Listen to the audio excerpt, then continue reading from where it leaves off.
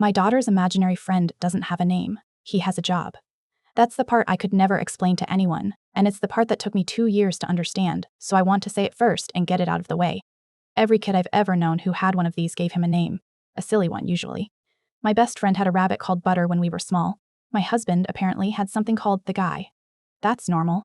That's a child doing what children do, which is to take a feeling and put a face on it. Nora didn't do that. Nora was 6, and when I asked her what her friend was called, she looked at me like I'd asked her what color the number 4 was, and she said, "He's at work." She was 3 when it started, and I want to be honest about how little I cared. She had a stuffed elephant she talked to. She had a whole society of pine cones in the back garden with a system of government I never fully grasped. So when she started mentioning a man, I filed it with the pine cones. He came up at bath time, mostly. Or in the car.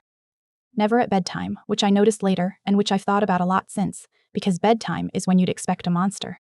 She'd be in the back seat, kicking, and she'd say something like, "He's on shift." And I'd say, "Oh, is he?" And she'd say, "Yeah. He does the 11 to 7.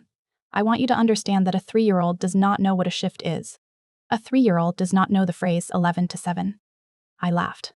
I actually laughed because it's funny, and I told my husband about it that night, and he laughed too, and for about a year that was the whole story. Our daughter's imaginary friend was a shift worker.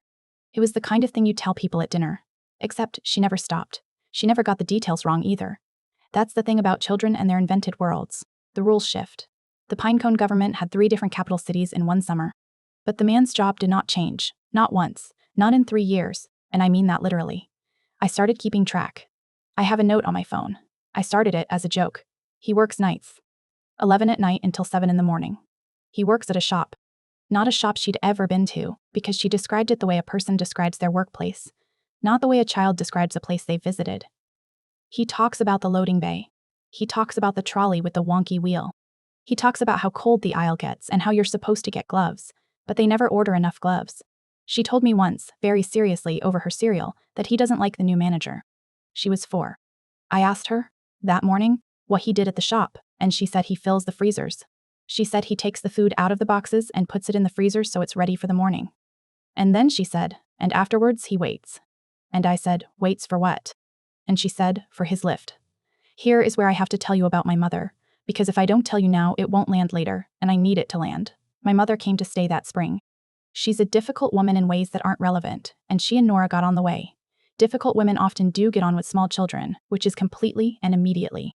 And one evening I came into the kitchen and my mother was sitting very still at the table,